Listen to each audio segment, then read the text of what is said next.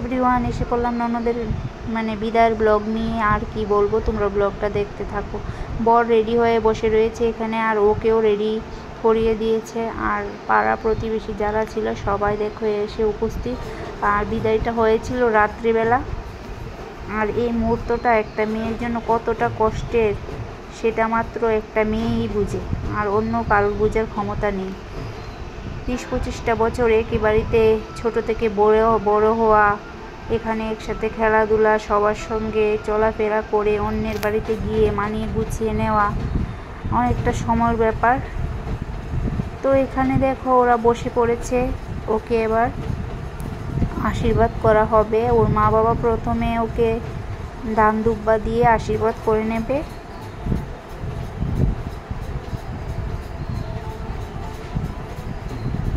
আর একটা মার বাবার মনটা কেমন হয় জানোই তো, একটা মেয়ের বিদায় বেলা। আমি আর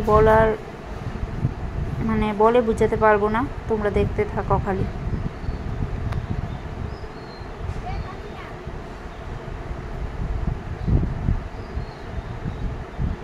দেখো কত লোক এসেছে।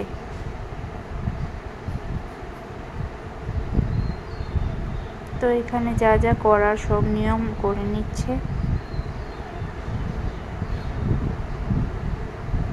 এটা নাকি মায়ের ঋণ শোধ করা বলা হয়, এই নিয়মটা এখানে হচ্ছে। মায়ের ঋণ কখনোই শোধ করা যায় না, মা বাবার ঋণ আর কি। এটা যেই বলে থাকুক না কেন, মা বাবার ঋণ শোধ করা এটা কোনো দিনই সম্ভব না। আর ও দেখো ওর মাকে জড়িয়ে ধরে কীভাবে কান্না করছিল। আমরাও কারোর চোখের জল আমরা ধরে রাখতে পারছিলাম না, কেননা আমাদেরও একটা সময় এভাবে বিদায় হয়েছিল। এই বিদায়ের পর্বটা দেখে আমাদের এই সময়টার কথা মনে পড়েছে। ওর ভাই এসেছে ওদেরকে আশীর্বাদ করতে, তারপর আমি আর আমার যা মিলে দেখো এখানে আশীর্বাদ করে নিলাম।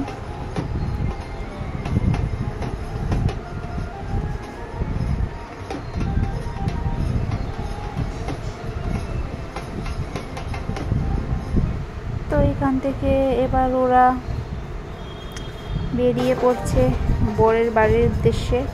দেখো সবাই যাচ্ছিল, আর এখানেও দেখো ওদের সঙ্গে না ওর বন্ডিংটা খুবই ভালো। তো খুব কান্না করছিল, ওদেরকে জড়িয়ে ধরে ছোট থেকে বড় হয়েছে ওদের সঙ্গে।